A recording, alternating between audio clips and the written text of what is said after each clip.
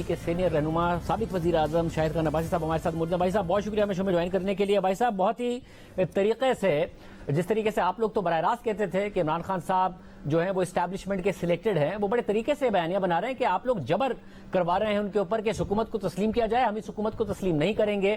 وہ بڑا طریقے سے آپ کے خلاف بیانیہ بنا رہے ہیں کہ آپ لوگ بھی جو ہے وہ اسٹیبلشمنٹ کے سلیکٹڈ ہیں اور آپ کو نہیں تسلیم کیا جائے گا، آپ لوگ کتنا بھی جبر کرا لیں۔ جی جھوٹ بولنا آسان کام ہے، اور P T I Imran Khan تو پچھلے 4 نہیں بلکہ جب سے جماعت بنی ہے اسی بات پر گزارا کر رہے ہیں۔ ہمیں نہ عمران خان کا سرٹیفکیٹ چاہیے، نہ ضرورت ہے، نہ ہمیں کسی اور کی ضرورت ہے۔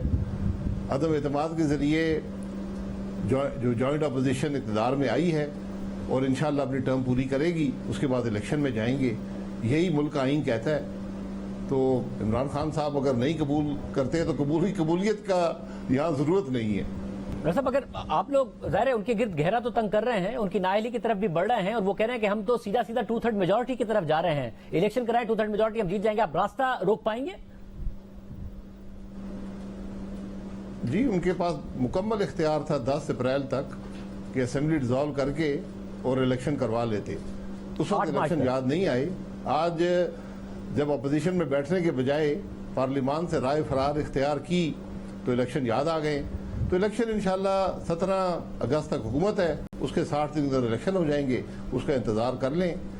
تو باقی نہ کوئی جبر ہے نہ کوئی ایسی بات ہے، ہم نے کسی پر ہیروئن نہیں ڈالی، ہم نے کسی کو گرفتار نہیں کیا۔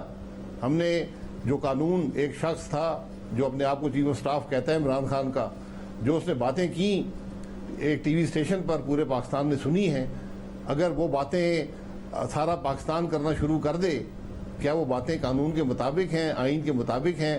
اس کا فیصلہ آپ کر لیں، میں نہیں کرتا۔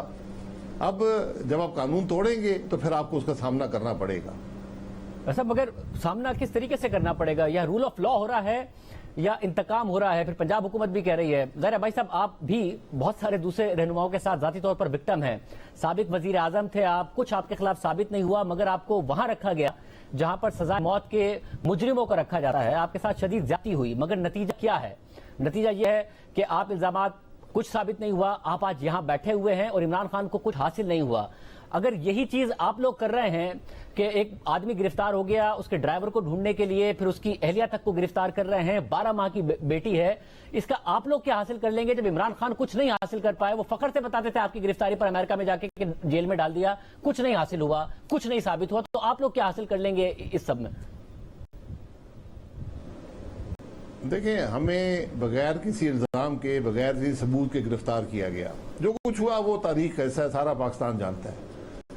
جو کچھ گرفتاری ایک شخص، ایک پی ٹی آئی کے آدمی کی گرفتاری ہوئی ہے، جس وجہ سے ہوئی ہے آپ کہتے ہیں کہ وہ غلط ہے، گرفتار نہیں ہونا چاہیے تھا، اس کے خلاف پرچہ درج کرایا۔ یہ ریاست کی ذمہ داری تھی کہ جو ملک کا آئین توڑے گا، ملک کا قانون توڑے گا، جو اداروں میں خاص طور پر فوج میں نفاق ڈالنے کی کوشش کرے گا، اس کے خلاف کارروائی کرنی پڑتی ہے۔ وہ پرچہ درج کرایا گیا، وہ شخص حراست میں ہے۔ جو پولیس نے اگر اس کے ڈرائیور کے گھر چھاپا مارا ہے، وہاں سے کسی خاتون کو گرفتار کیا ہے، تو بالکل غلط کیا ہے۔ میں کبھی کسی ایسے کام کے حق میں نہیں ہوں۔ یہ پولیس کی ذاتی اکثر بدقسمتی سے ہوتی ہے۔ کم از کم میں توقع کرتا ہوں کہ رانا ثناء اللہ صاحب اس بات پر فوری نوٹس لیں گے، اور جو خاتون کو گرفتار کیا گیا ہے، جو بھی وہاں واقعہ ہوا، مجھے اس کے علم نہیں ہے کہ کسی نے مزاحمت کی یا نہیں کی، لیکن اگر مزاحمت ہوئی بھی ہے تو بیل دے کر اس معاملے کو خارج کرنا چاہیے۔ خواتین کے خلاف میں کسی بھی کارروائی کا حصہ نہیں بن سکتا۔ یہ انتقامی کارروائی نہیں ہے، یہ مقامی طور پر جو کچھ ہوا اس واقعے کا نتیجہ ہو سکتا ہے، لیکن میں اس کی تعیین نہیں کر سکتا۔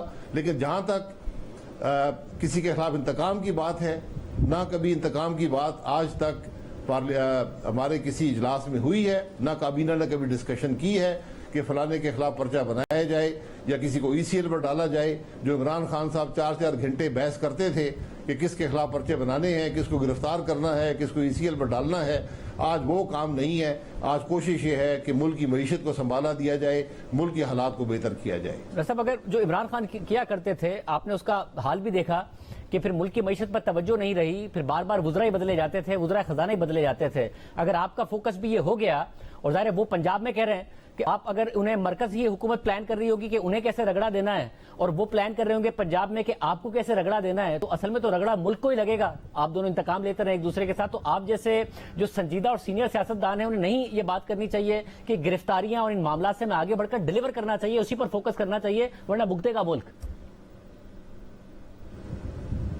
دیکھیں, آپ کی بات بالکل درست ہے کہ جب سیاستدان انتقام لینا شروع کر دیں, سیاست کو ذاتی مقاصد کے لیے استعمال کرنا شروع کر دیں, ایک دوسرے کو گالیاں دینا شروع کر دیں, تو نقصان ملک کا ہی ہوتا ہے. اور اس کی مثال آپ کے پچھلے 4 سال کی ہے کہ عمران خان نے سوائے دھمکیوں کے اور گالیوں کے اور پارلیمان میں آ کر ہر قسم کی غلیظ بات کرنے کے علاوہ کچھ نہیں کیا, اور اس کا اثر آج پورا ملک اس کے اثرات برداشت کر رہا ہے. ہماری حکومت میں کسی ایسی بات کی آج تک کم از کم میں نے کوئی ڈسکشن نہیں دیکھی کہ کسی کو گرفتار کرنا ہے یا کسی کے خلاف پرچے بنانے ہیں یا کسی کو اندر کرنا ہے یا انتقام لینا ہے, اور نہ ہی اس کی گنجائش ہے. آج جو ملک کے حالات ہیں, ہمارا کام یہ ہے کہ ان کو درست کریں. تو میں بالکل اس بات کی مکمل نفی کرنا چاہتا ہوں, اس کی تردید کرنا چاہتا ہوں کہ اگر کوئی یہ تاثر ہے کہ ہماری حکومت کسی کے خلاف کوئی انتقامی کارروائی کر رہی ہے, تو یہ تاثر بالکل غلط ہے. ایسی کوئی ڈسکشن وزیر اعظم کے لیول پر یا کابینہ کے لیول پر یا کسی اور لیول پر نہیں ہوئی. لیکن میں پھر گزارش کروں گا کہ اگر آپ ملک کے قانون کو ایک ردی کا کاغذ سمجھیں گے تو پھر قانون کو حرکت میں آنا پڑتا ہے. مجھے یہ بتائے گا بھائی صاحب, اب ظاہر ان کا کانفیڈنس ہے کہ ہم 2/3 میجورٹی لے لیں گے, آپ کا کانفیڈنس ہے کہ توشہ خانہ کیس میں خاص طور پر اور پھر غلط سرٹیفکیٹس فنڈنگ کیس میں دینے پر عمران خان صاحب نااہل ہوں گے ہی ہوں گے, کیونکہ جو نواز شریف کے کیس سے ایک تنخواہ نہ لینے پر جو پریسیڈنٹ سیٹ ہوا ہے اس کے تحت تو وہ ویسے بھی نہیں بچ سکتے, انہوں نے جو لیا وہ ڈکلیئر نہیں کیا عمران خان صاحب نے. مگر اصل جو کچھ نواز شریف صاحب کے ساتھ ہوا اس کے باوجود بھی کیا کچھ مینجمنٹ نہیں کرنے کی کوشش کی گئی. نواز شریف صاحب کو, مریم نواز صاحبہ کو الیکشن سے پہلے پھر جیل میں بھی ڈالا گیا, اس کے باوجود پنجاب میں عمران خان صاحب جیت نہیں پائے تھے. پھر بعد میں جہانگیر ترین صاحب کا جہاز بھی اڑا لوگوں کو شامل کرانے کے لیے, پھر اتحادی بھی ادھر ادھر سے جمع ہوئے, پھر عمران خان صاحب کی حکومت بنائی گئی تھی, RTS بھی بیٹھا. آپ کو لگتا ہے کہ خان صاحب ڈسکوالیفائی بھی ہو جائیں تو آپ لوگ جیت جائیں گے, جب 2018 میں وہ نہیں جیت پائے تھے نواز شریف صاحب کو ریس سے باہر کر کے؟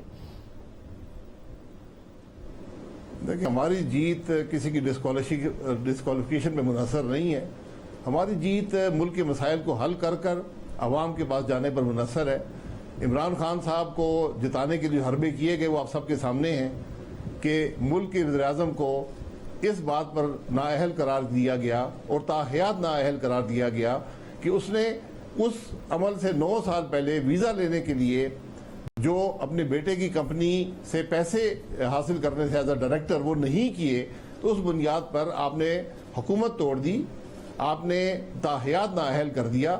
تو عمران خان تو 150 ارب تو سامنے آ چکا ہے, 150 کروڑ کہ اس نے جو غیر قانونی طور پر بیرون ملک اشخاص سے اور کمپنیوں سے پیسے لے کر پاکستان میں سیاست کی ہے. تو میرا خیال ہے کہ اگر آپ ان 2 جرم کو دیکھیں تو عمران خان صاحب کا جرم تو کئی ہزار گنا زیادہ آپ کو نظر آئے گا.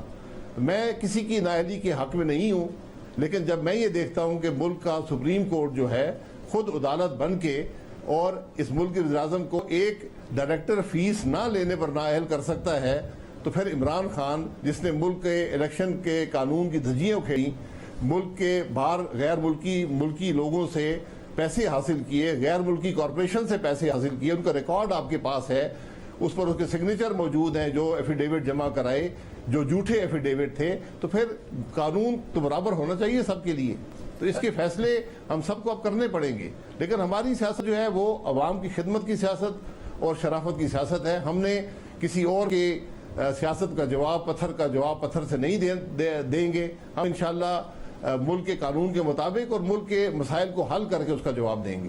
مگر بھائی صاحب, اس وقت جو صورتحال ہے اس میں ظاہر ایک بات اب واضح نظر آ رہی ہے کہ 24 تاریخ کو اگر IMF کا پروگرام بحال ہو جاتا ہے, اس سے پہلے بھی پاکستان کے جو بانڈز کی ییلڈ ہیں وہ امپروو کر رہی ہیں, جو ڈیفالٹ کرنے کے خطرات تھے وہ ٹل گئے ہیں, روپیہ امپروو کر رہا ہے, اسٹاک مارکیٹ امپروو کر رہی ہے.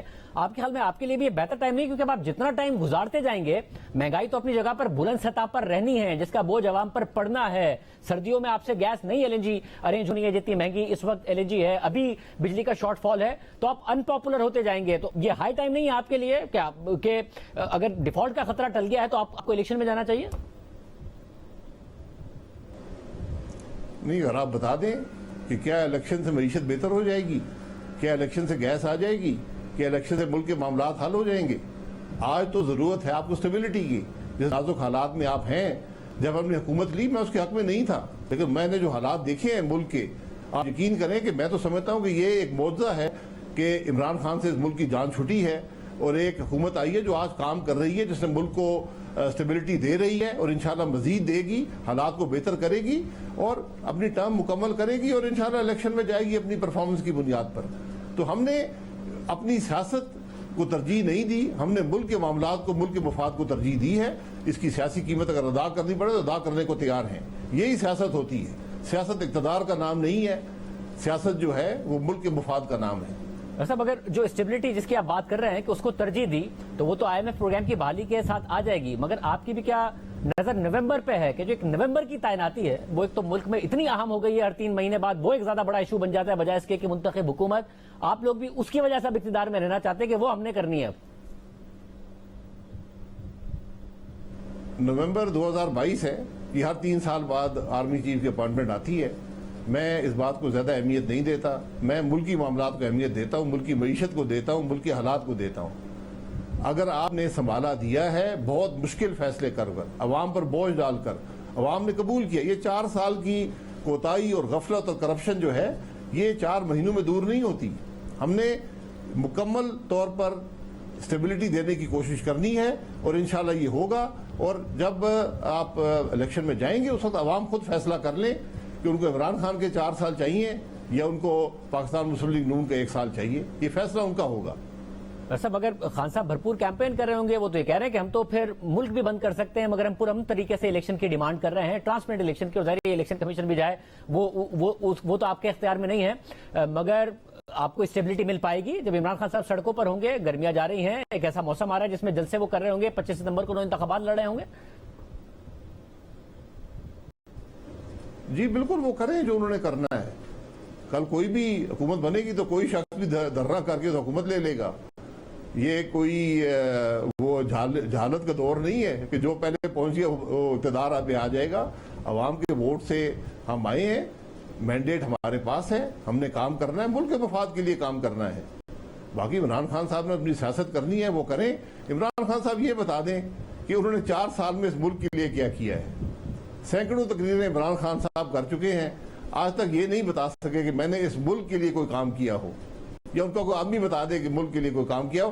گالی دینا بڑا آسان ہے, جھوٹ بولنا بڑا آسان ہے, کسی کی حد تک کرنا بڑا آسان ہے, ہر ادارے کو بدنام کرنے کی کوشش کرنا بڑا آسان ہے, ملک میں نفاق ڈالنا بڑا آسان ہے, لیکن ملک کے معاملات کو حل کرنا ہی لیڈر کا کام ہوتا ہے, یہی سیاست ہوتی ہے. تو ہماری تو یہی سیاست ہے کہ ہم نے ملک کے مسائل کو حل کرنا ہے. عمران خان صاحب کو ان کی سیاست مبارک ہو.